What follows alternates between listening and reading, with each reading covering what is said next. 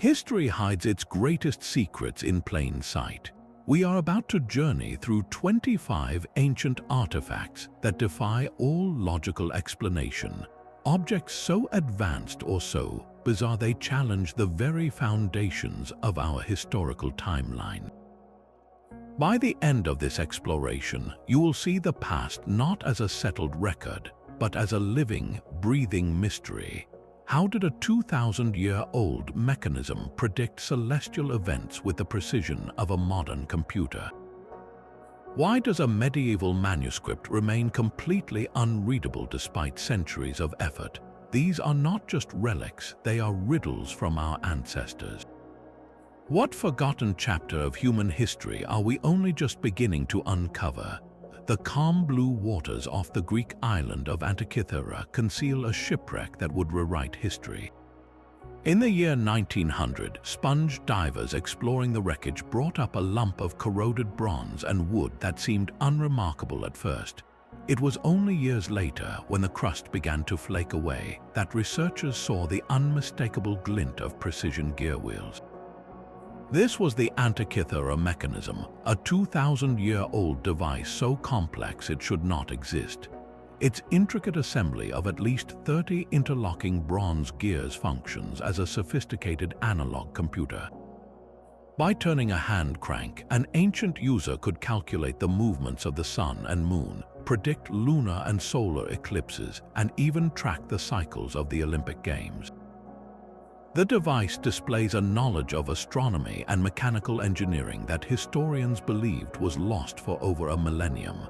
How could a civilization that built this intricate machine have left behind no other trace of such technology? The Antikythera Mechanism stands alone, a single, stunning date to point from a forgotten age of science. While the Antikythera Mechanism presents a puzzle of advanced technology, another artifact presents a riddle of pure information. Deep within the Yale University Library rests a book that has stubbornly refused to give up its secrets for centuries. Known as the Voynich Manuscript, this 240-page codex is written entirely in a language that does not exist, using an alphabet that has never been seen anywhere else in the world.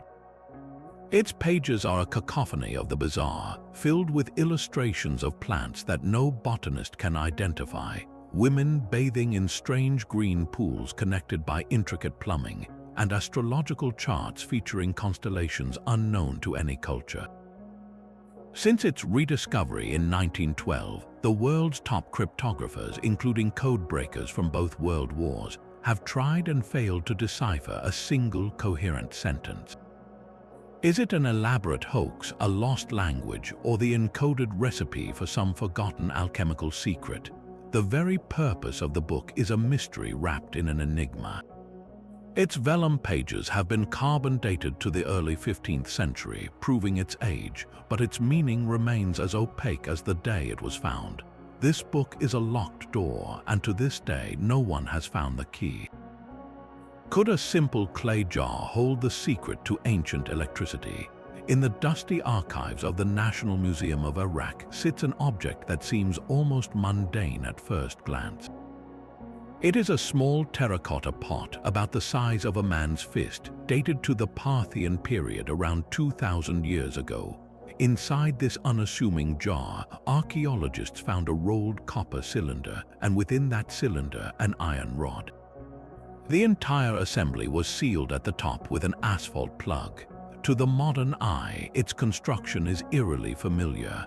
When filled with an acidic liquid like vinegar or wine, this jar becomes a basic electrochemical cell, capable of producing a small but measurable electric current. The theory that this so-called Baghdad Battery was a primitive power source is both thrilling and deeply controversial. Could it have been used for electroplating, perhaps to deposit a thin layer of gold onto silver objects? Skeptics offer alternative explanations, suggesting it was merely a secure storage container for sacred scrolls. Yet the asphalt seal, which would have perfectly insulated the two metals, makes the storage theory difficult to fully accept. This humble pot forces us to ask a profound question. was the discovery of electricity, a quiet, isolated event that happened and was then lost long before we ever thought it was possible. It stands as a quiet, shocking whisper from the past. Deep within the lush river deltas of Costa Rica, a different kind of mystery sits beneath the jungle canopy. Workers clearing land for banana plantations in the 1930s stumbled upon something utterly unexpected: colossal stone spheres, perfectly round and scattered across the landscape as if by a giant's hand. Ranging from the size of a bowling ball to massive orbs over 2 meters in diameter and weighing many tons, these spheres are carved from a hard igneous rock called granodiorite. Their precision is what truly baffles the mind. Many are so perfectly spherical that modern engineers using laser measuring tools have found only the tiniest of imperfections. How did a pre-Columbian society without metal tools or the wheel achieve such geometric perfection? The process would have required immense skill, starting with finding a suitable boulder, then painstakingly shaping it by heating the stone with fire, and then rapidly cooling it with water to fracture the surface, before finally pecking and grinding it into its flawless round form with other stones. But the creation is only half the puzzle.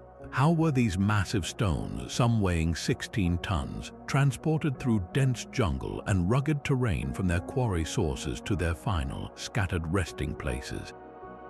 Their purpose is equally enigmatic. Some archaeologists propose they were astronomical markers, aligned with celestial bodies, while others believe they denoted social status, placed near the homes of powerful chiefs as symbols of authority and cosmic power.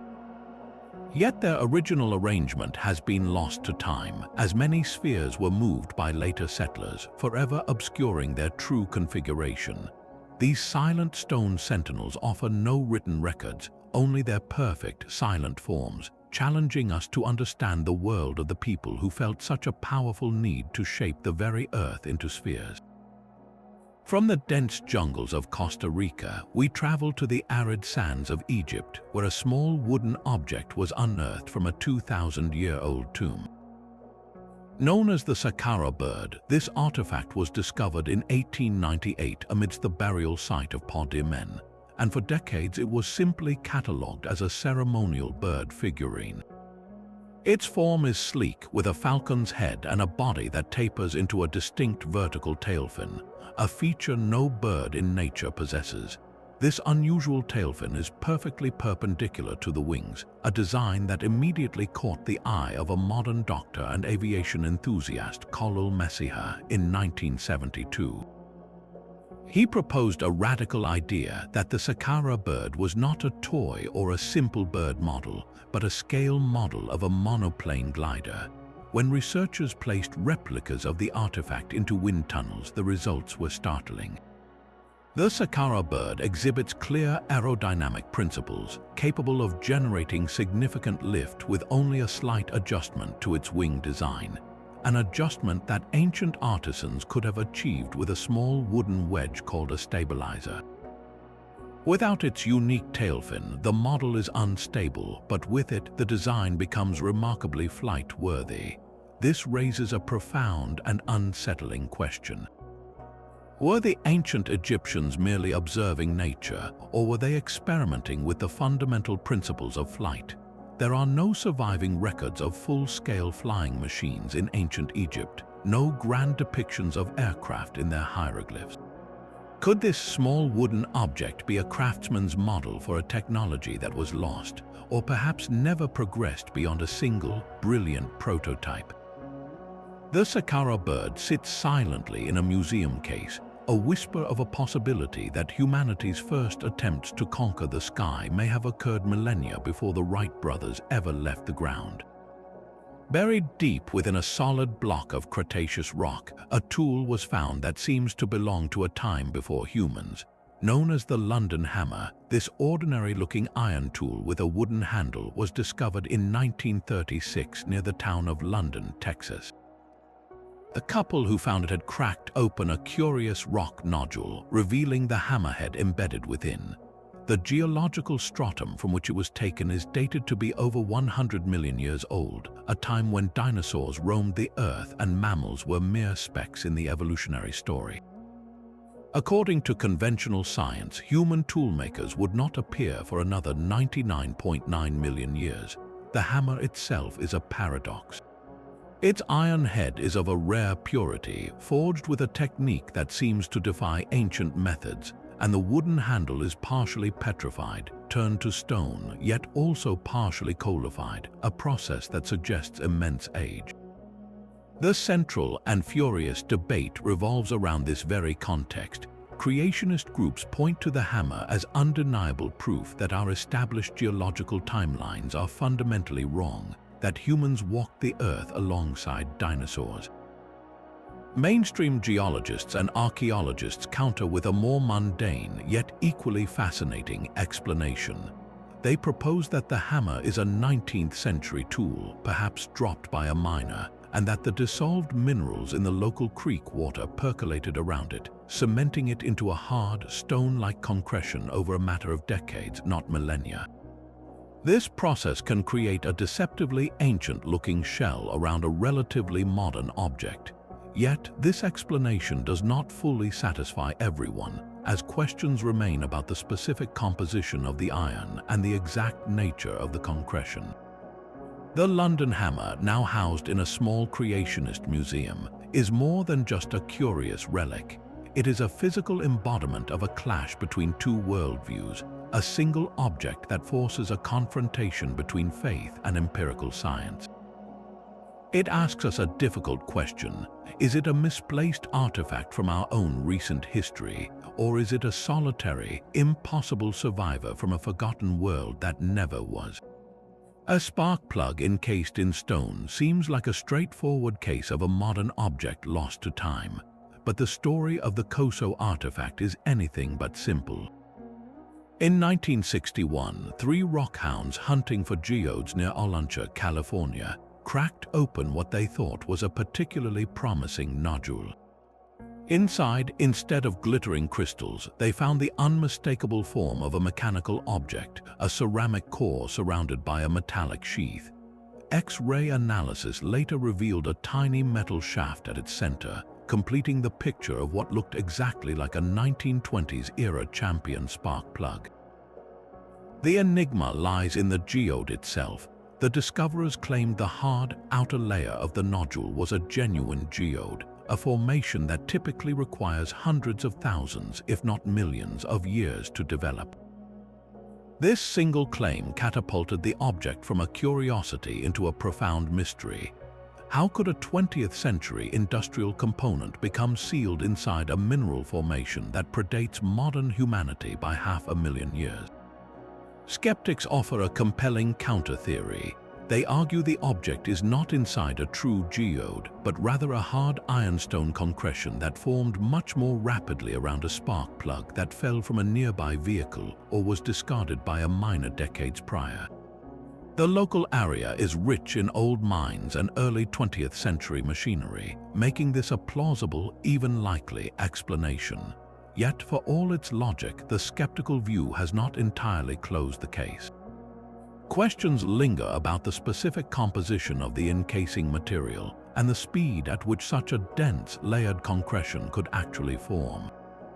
The Costa artifact remains a classic paradox, a piece of the recent past seemingly trapped in the deep past, challenging us to question not just the object itself, but our ability to accurately read the stories that rocks tell. High on the remote border between China and Tibet lies a cave system said to hold one of archaeology's most enduring and controversial legends. In 1938, a Chinese archaeologist named Kai Pu-te claimed to have discovered a series of burial sites within the Bayan Kararula caves. Arranged in neat rows were the skeletal remains of a strangely small-statured people, but the true mystery lay beside them. Scattered across the cave floor were hundreds of stone discs, each roughly 9 inches in diameter with a perfectly round hole in the center, resembling strange, ancient phonograph records.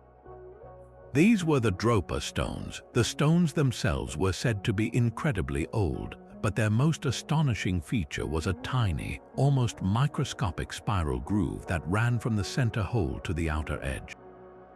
Upon closer inspection, this groove was not a decorative pattern. It was claimed to be a form of writing, a continuous line of unknown hieroglyphics etched with a precision that seemed impossible for a primitive culture. Decades later, the story took an even more extraordinary turn.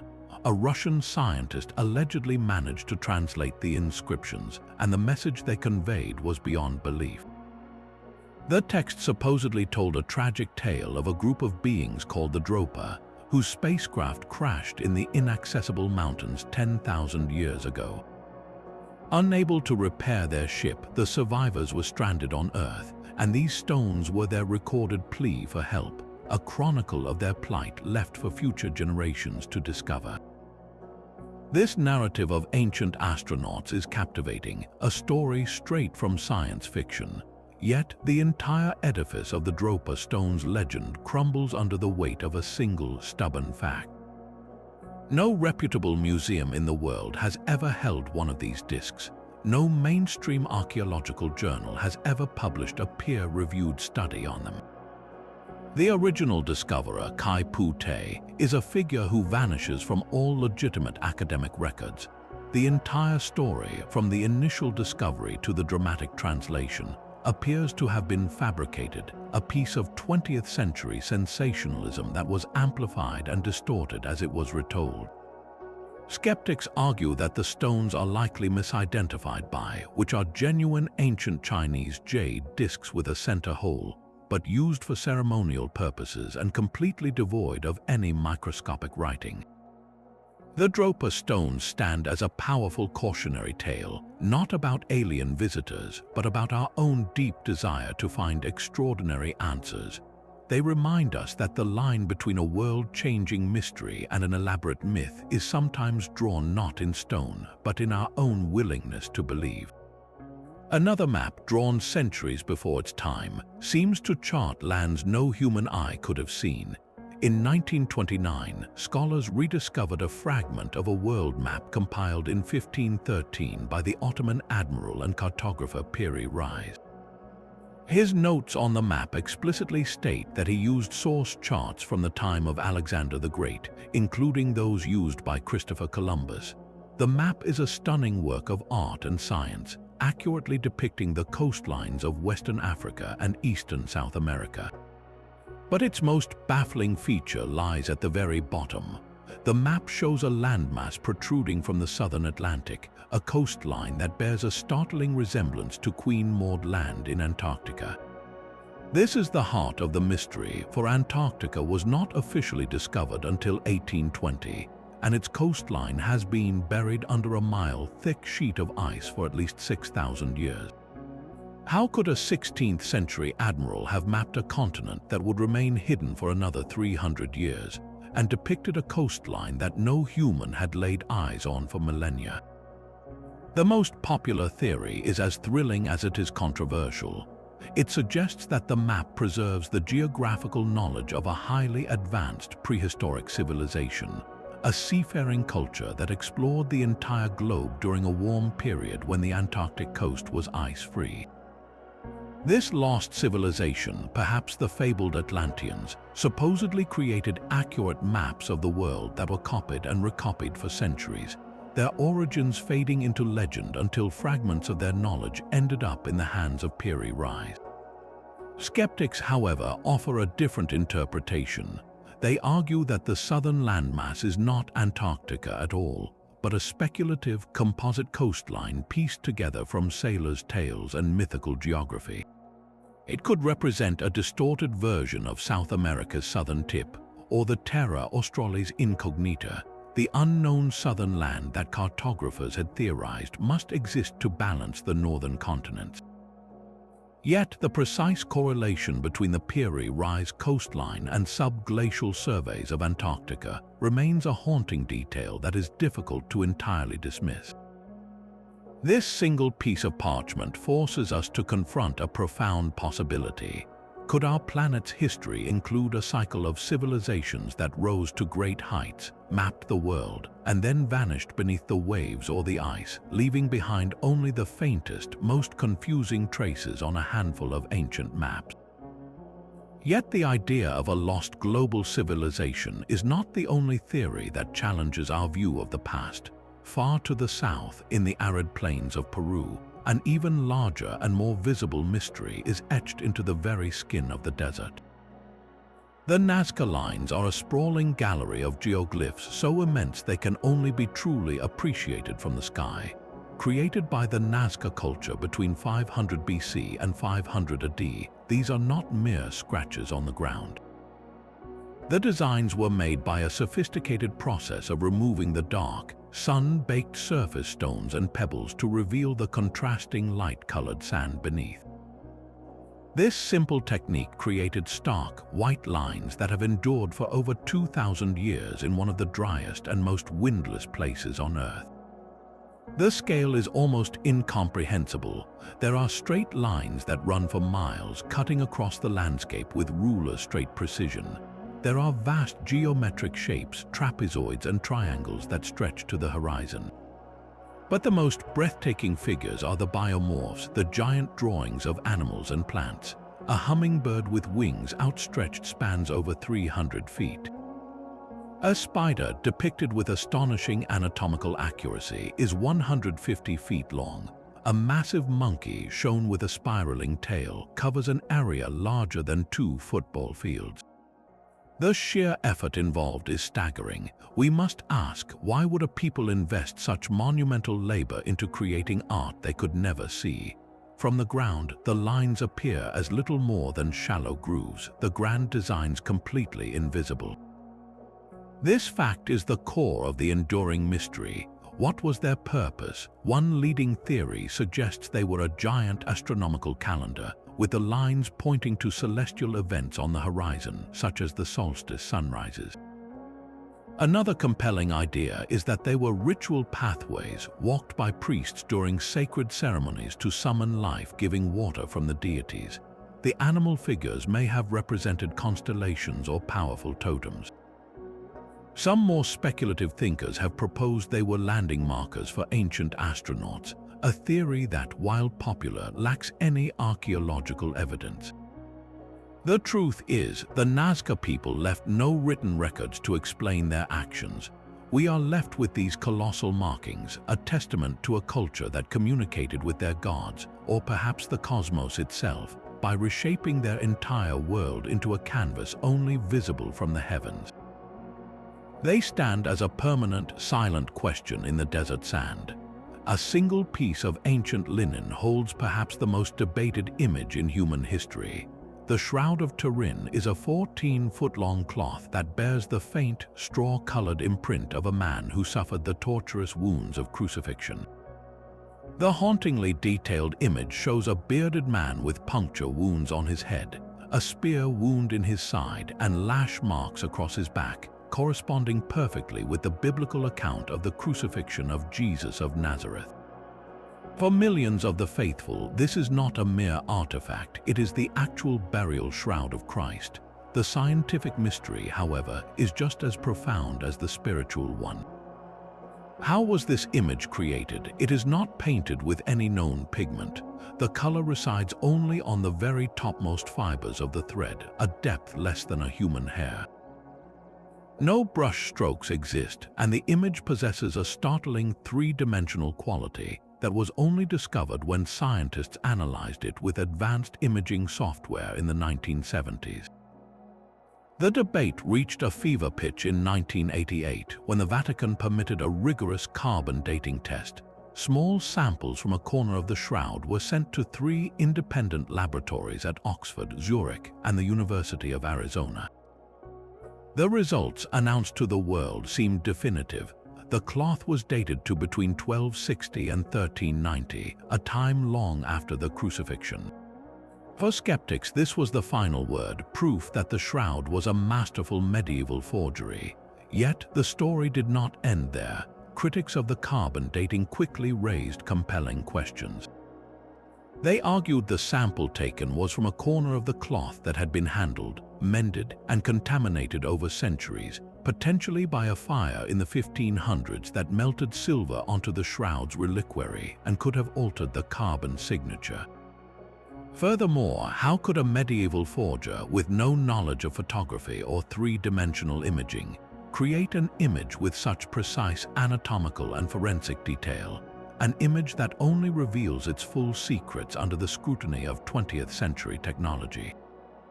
The debate is a perfect storm, a collision of unwavering faith and relentless science. Is the Shroud of Turin an object of divine origin, a miraculous photograph from the moment of resurrection, or is it the work of an unbelievably brilliant, anonymous artist who somehow fooled even modern science? This single piece of cloth forces a confrontation between what we can measure and what we feel in our bones to be true, a mystery that remains, for now, beautifully unresolved.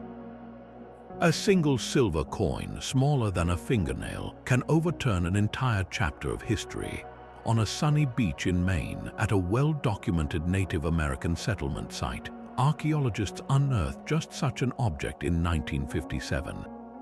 It was a Norse penny, a coin minted between 1065 and 1080, a time when Viking longships were actively exploring the coast of Newfoundland at their Elance-Aux Meadows settlement.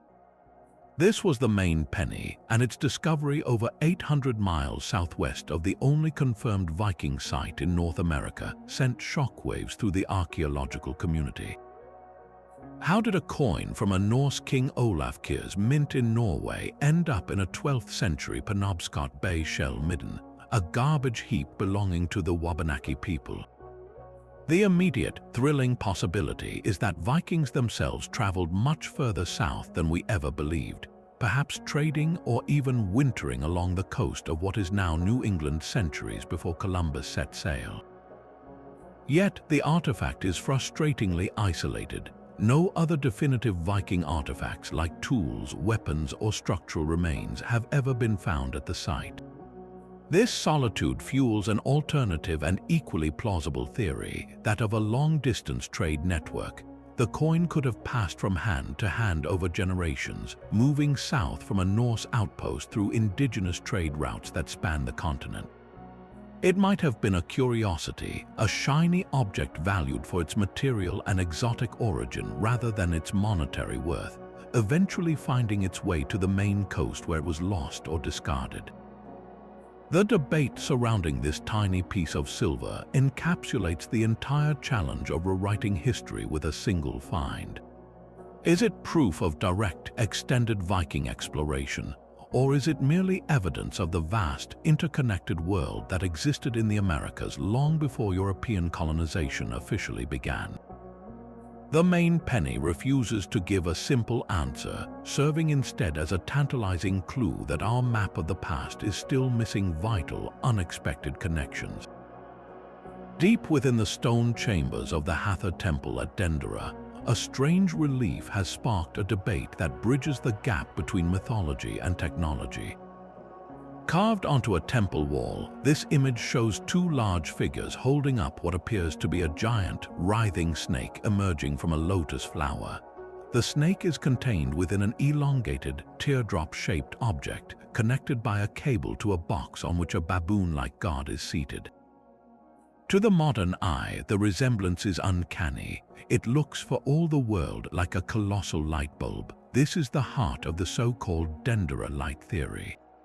Proponents of this idea suggest the image is a literal depiction of an ancient electrical device, with the snake representing a glowing filament, the teardrop shape the glass bulb, and the cable and box a power source, perhaps even something akin to the Baghdad Battery. They argue that the absence of soot in the deep, enclosed chambers of Egyptian tombs and temples is proof that they had another form of illumination beyond torches and oil lamps.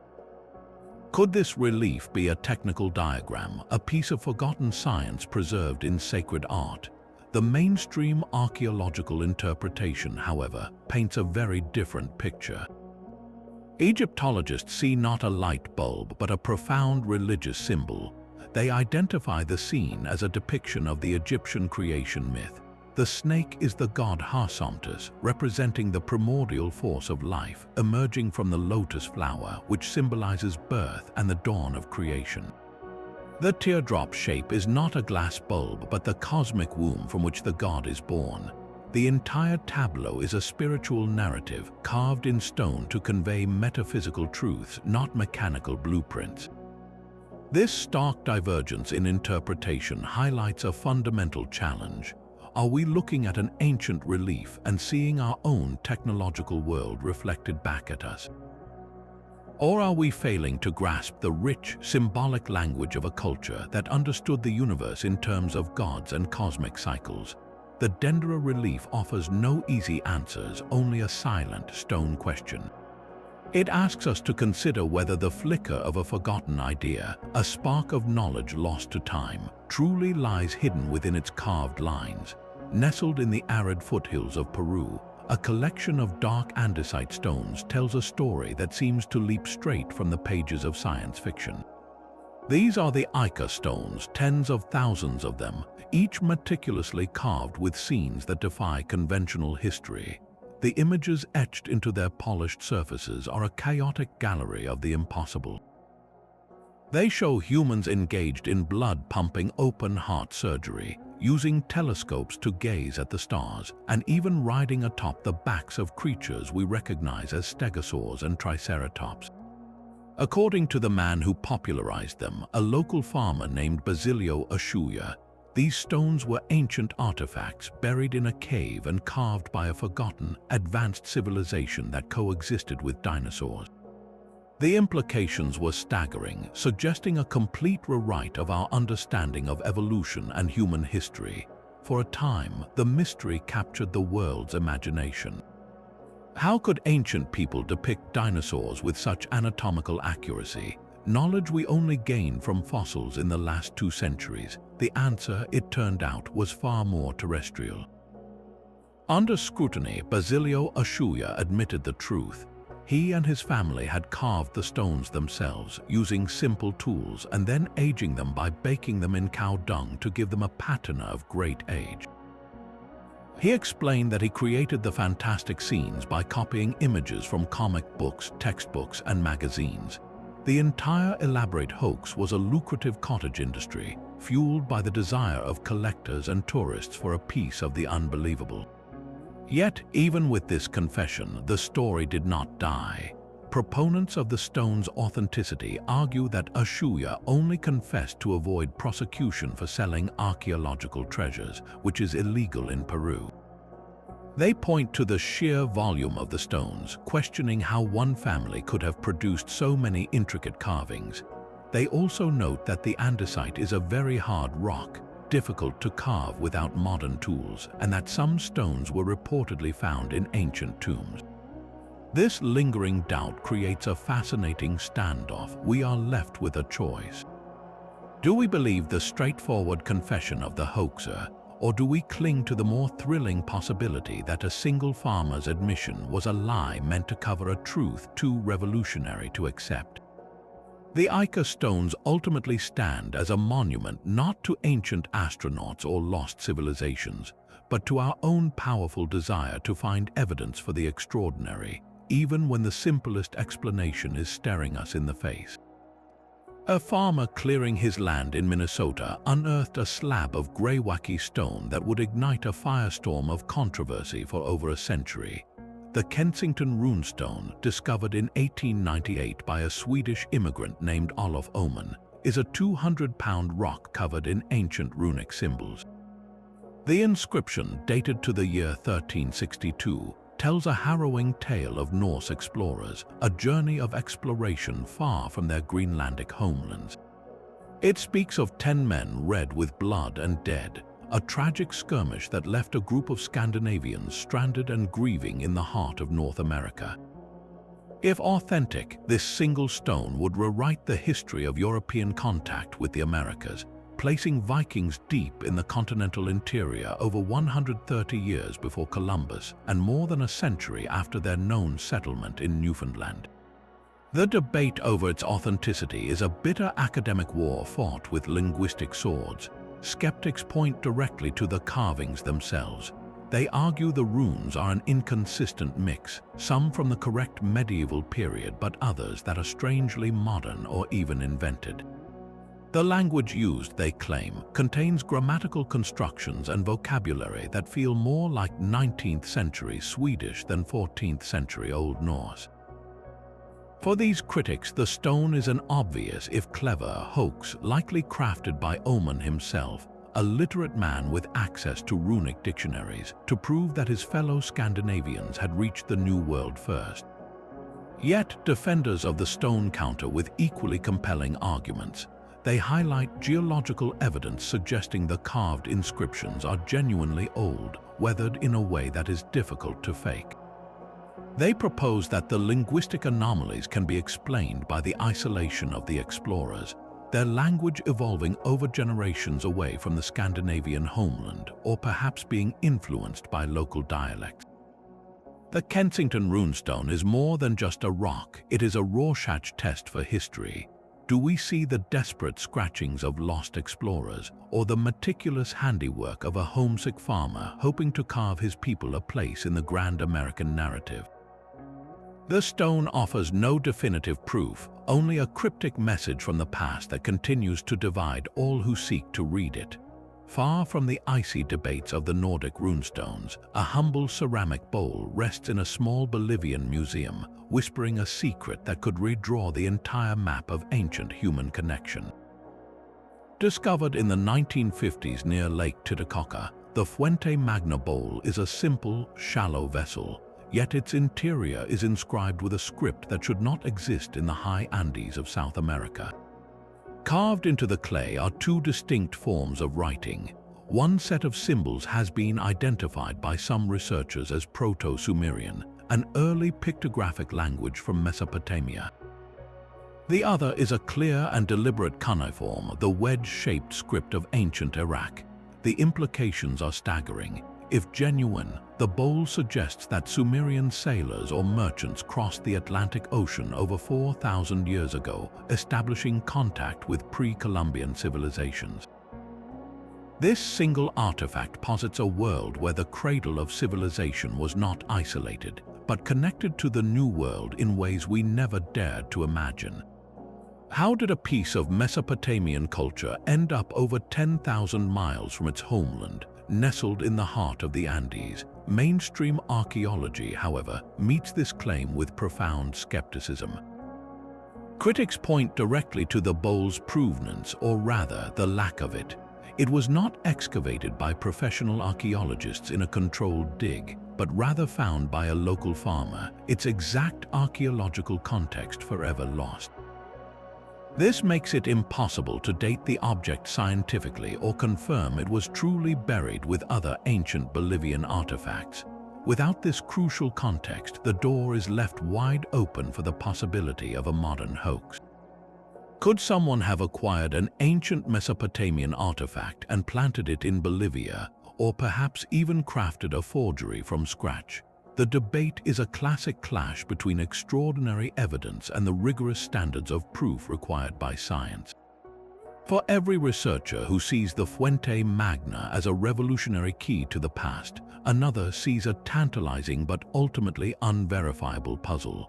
It forces us to confront a difficult question. Are we looking at proof of a global prehistoric world? Or are we witnessing the power of a compelling story projected onto an unprovenanced object? The bowl sits in silence, its inscriptions a message we can almost but not quite read, holding a potential history that remains just beyond our grasp. Deep within the sands of a Romanian riverbank, construction workers in 1974 unearthed an object that seemed to defy the natural order of history. Buried alongside the ancient bones of a mastodon, an extinct elephant-like creature from the Pleistocene epoch, was a wedge-shaped piece of metal. After analysis, researchers were stunned to discover its composition. It was made of an alloy that was overwhelmingly aluminum, a metal that requires a complex industrial process to produce. This was the Ayod artifact, the mystery lies not just in its composition but in its context. The layer of earth where it was found has been dated to approximately 20,000 years ago, a time when humanity were nomadic hunter-gatherers, mastering stone tools, not advanced metallurgy. Aluminum is not found naturally in its metallic state. To create it, you must extract it from bauxite ore through a demanding procedure called electrolysis, which requires an immense and continuous electrical current. This technology was not perfected until the late 19th century. So how did a refined aluminum object end up encased in sediments laid down when saber-toothed cats and mammoths still roamed the earth? The most immediate theory is that the artifact is not ancient at all. Skeptics propose it is a much more recent piece of machinery, perhaps a tooth from a modern excavator or a fragment from a World War II aircraft that simply fell into the older geological layer, creating a false association with the mastodon bone. Yet the thick layer of oxide coating the wedge suggests a period of aging that seems inconsistent with a 20th century origin. This has fueled more speculative ideas. Could it be a piece of advanced technology from a lost human civilization, a survivor from a culture like Atlantis that possessed knowledge we would not rediscover for millennia? Or, as some have daringly suggested, is it a remnant of an extraterrestrial visit, a piece of debris from a crashed spacecraft that fell to Earth in the distant past? The Ayod artifact offers no easy answers. It sits in a liminal space, a tangible piece of metal that is either a misunderstood piece of our own recent industrial past or a silent, metallic key to a door we have not yet found. South America offers yet another collection of relics that seem to defy their own time. In the river valleys of Colombia, the ancient Quimbaya civilization left behind a cache of stunning gold figurines, most dated between 1,000 and 500 years old. To the untrained eye, they appear to be intricate zoomorphic charms, perhaps depicting stylized birds, fish, or insects, but a closer look reveals something far more perplexing. Many of these figures possess a rigid, triangular delta wing shape, a distinct vertical tail fin, and even what look like stabilizers. They bear almost no resemblance to any known animal from the region, but an uncanny likeness to modern fixed-wing aircraft and even delta-wing jets. This astonishing similarity was not lost on a pair of German aerodynamics enthusiasts in the 1990s. They took precise scale models of several Quimbaya artifacts and put them to the test in a wind tunnel. The results were startling. The models exhibited exceptional aerodynamic stability. They generated significant lift with minimal drag, and they flew perfectly without any need for stabilizer adjustments, just as a well-designed aircraft would. The tests seemed to suggest these were not merely decorative objects, but functional aerodynamic models. So, were the Quimbaya people master goldsmiths who also understood the principles of flight? The mainstream archaeological explanation is firmly grounded in the natural world. Scholars argue that these are simply highly stylized representations of local fauna. The so-called fuselage could be the body of a bird, the wings could be stylized feathers, and the tail fin could be a fish's tail or a bird's upright tail feathers. They point to the immense cultural importance of animals in Quimbaya art and the well-documented human tendency toward artistic abstraction. The debate ultimately hinges on perspective. Are we seeing ancient aircraft because our modern world is saturated with their imagery, or are we failing to recognize a sophisticated artistic language that abstracted nature into geometric, aerodynamic forms? Perhaps the truth lies in a forgotten middle ground. Could the Quimbaya, through keen observation of birds and fish moving through their fluid environments, have intuitively crafted shapes that naturally possessed aerodynamic properties without ever building a full-scale flying machine? These golden objects do not offer a simple answer. They simply hang in museum cases, gleaming and silent. Their perfect flight-ready forms a permanent challenge to our understanding of ancient innovation. High in the Andes, the fortress of Sacsayhuaman guards the old Inca capital of Cusco with walls that seem built by giants. Its most astonishing feature is not its size, but its seam. Enormous blocks of limestone, some weighing over 100 tons, are fitted together in a zigzagging pattern with a precision that defies belief.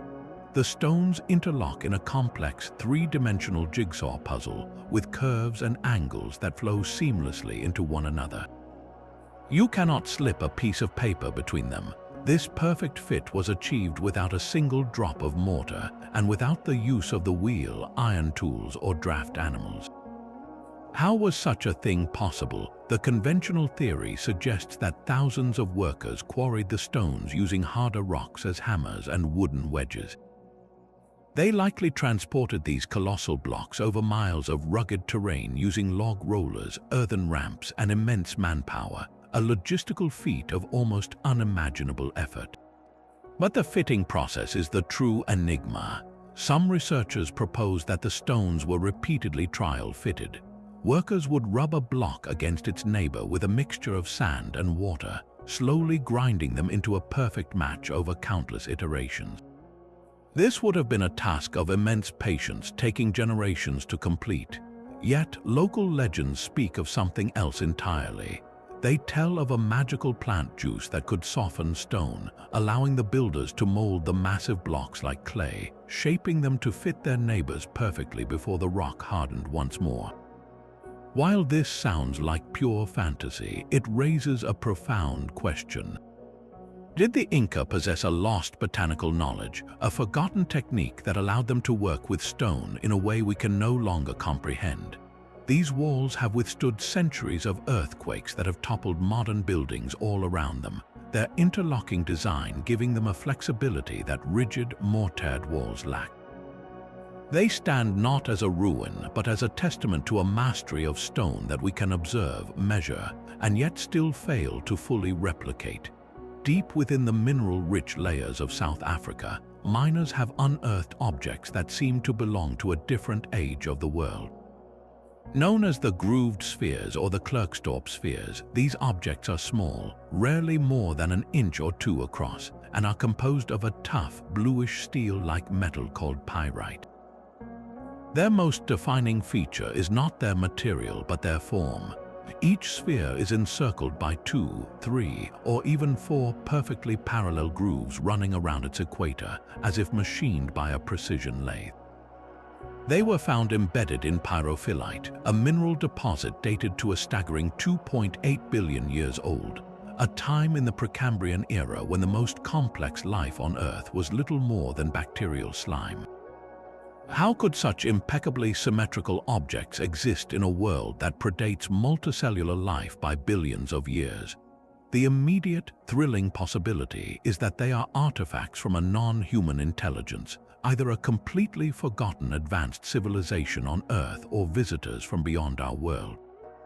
Proponents of this view point to the sphere's unnatural symmetry and the precision of their grooves as clear evidence of design. Yet, mainstream geology offers a far more natural, though no less fascinating, explanation. Experts propose that these spheres are not manufactured at all, but are concretions. Concretions form when mineral cement precipitates and hardens in the spaces between sediment grains, often creating remarkably round shapes. The grooves, they argue, could be the result of immense pressure from subsequent rock layers compacting the softer mineral around a harder, more resistant core, or perhaps from a crystal formation process that naturally creates such linear impressions. The debate hinges on a simple but profound question. Are we looking at a miracle of nature or a product of intelligence? When held in the hand, a grooved sphere feels impossibly perfect, its ridges sharp and deliberate. It challenges our deepest assumptions about the timeline of complexity on our planet, forcing us to wonder if the seeds of order can be sown by pure, blind geology, or if they require a guiding hand. Another artifact that seems to depict the impossible was discovered in the mountains of Nepal. The Lolodov plate is a stone disc about the size of a large dinner plate, carved with a spiral seam that spirals inward from the edge. The central figure is the most arresting part of the image. It bears a striking resemblance to the classic image of a grey alien with a large, hairless head, slanted eyes, and a slender body. This figure appears to be standing next to a large, disc-shaped object that looks undeniably like a flying saucer. The story of its discovery, as told by a Polish professor named Lolodow, adds to its mystique. He claimed to have purchased the plate from a Tibetan monk in the 1940s, who told him it was a sacred relic from a lost people called the Dropa, a story that eerily echoes the legend of the Dropa stones. This single object seems to be a smoking gun, a stone-carved eyewitness account of an extraterrestrial visit in the ancient past. Yet, the Lolodow plate is shrouded in even deeper skepticism than most. There is no verifiable record of the professor or his expedition. The plate itself has never been subjected to rigorous scientific analysis, and its current whereabouts are unknown, existing only in a handful of photographs. For mainstream archaeologists, it is a clear and clever hoax, likely created in the 20th century to capitalize on the growing fascination with flying saucers. The story is simply too perfect, too neatly packaged for the nascent ancient astronaut theory. Why would an ancient culture carve a scene that so perfectly aligns with our modern UFO mythology? Despite this, the image of the plate remains a powerful icon in alternative history circles. It taps into a fundamental human question about our origins. Are we looking at a genuine artifact from a forgotten encounter, or are we seeing a reflection of our own modern myths, carved into stone to give them the weight of antiquity? The Lolodow plate, whether a fraud or a mystery, forces us to confront the power of the stories we tell ourselves about who we are and where we come from. A different kind of witness to an ancient event hangs woven in thread on a cathedral wall. In the French town of Notre Dame in Beaune, a magnificent medieval tapestry depicting the crucifixion of Christ holds a curious and unexpected detail. High in the sky, flanking the central cross, are two peculiar objects descending from the heavens on rays of light. Their shape is not the traditional cloud or human-like angel common in religious art of the period. Instead, they are depicted as distinct, saucer-like forms, complete with what appear to be portholes and a central dome. To the modern eye, the resemblance to the classic image of an unidentified flying object is immediate and startling. Was a medieval artist simply trying to represent divine clouds or angelic chariots in a stylized way, or did they record something else entirely in their wool and silk? The mainstream scholarly interpretation is firmly rooted in symbolism. Art historians point out that medieval artists often struggled to depict spiritual concepts in physical form. These objects, they argue, are almost certainly meant to be symbolic representations of the moon and the sun, which are described in the biblical Gospels as being darkened during the crucifixion. Alternatively, they could be highly stylized renditions of angels, often shown inhabiting or descending within mandalas, which are almond-shaped halos of light. The tapestry's primary purpose was to inspire faith and convey theological truths to a largely illiterate population, not to document a historical event with photographic accuracy. Yet the specificity of the design continues to fuel speculation. Could the artist have been illustrating a genuine aerial phenomenon described in even older, now lost texts?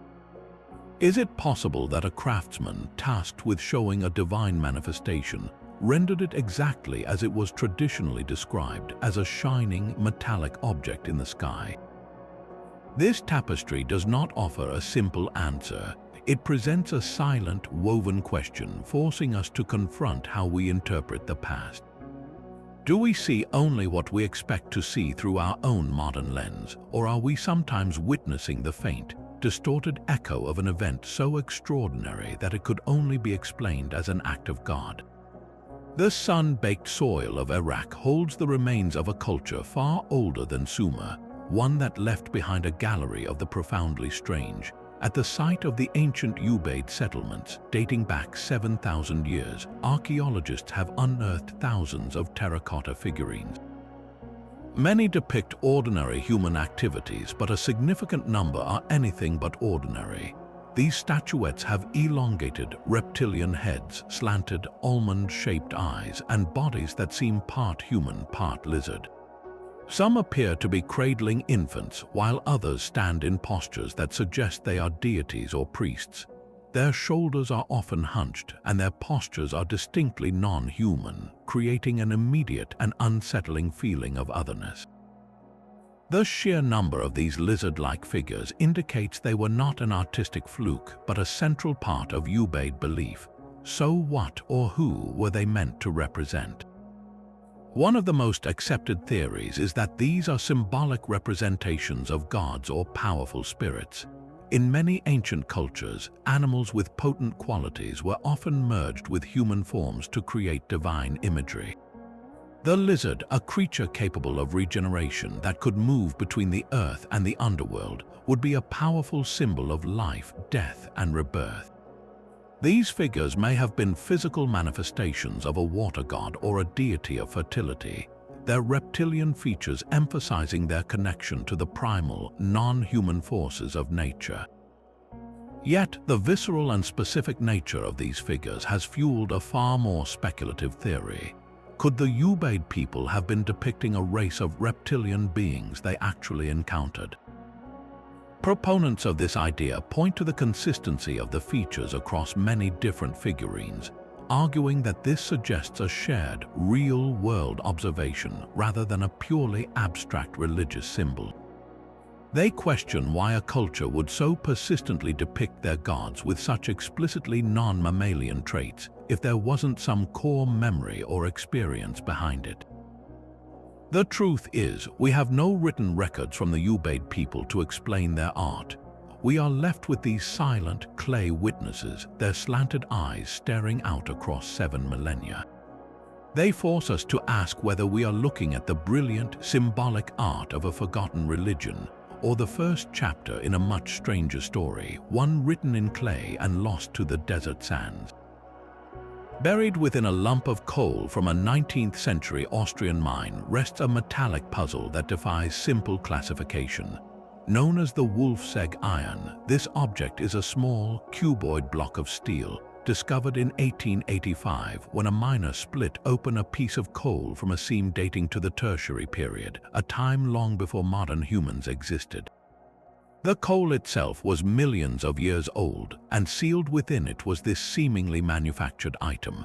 Initial analysis confirmed it was not a natural iron nugget, but a hardened form of steel, an alloy that requires deliberate human effort to create. The surfaces were flat and showed signs of being worked, with a deep groove carved around its midsection, a feature that looks undeniably intentional. The immediate and thrilling question was obvious. How did a human-made object become encased in coal that formed millions of years before our species evolved? The most common scientific explanation proposes that the cube is not an artifact at all, but a rare type of meteorite. Some iron meteorites can break apart with sharp, geometric fractures that mimic manufactured shapes, and the groove could be a natural seam from its formation in space. Proponents of this view suggest the coal nodule simply formed around the meteorite fragment, creating the illusion that the object was contemporary with the coal. Yet, metallurgical analyzers have complicated this tidy answer. The specific composition of the Wolfsegg iron, with its particular nickel and carbon content, does not perfectly match any known category of meteorite, and its shape remains stubbornly, perplexingly regular. This has fueled the out-of-place artifact theory, the idea that it is a genuine relic of a forgotten, advanced civilization that possessed industrial technology in the deep past, a civilization whose every other trace has been utterly erased by the slow, grinding gears of geological time. The object is a paradox in the palm of your hand. Is it a piece of the cosmos that fell to Earth, perfectly camouflaging itself as a human tool? or is it a solitary, metallic whisper from a world that existed and then vanished, leaving only this one impossible cube behind?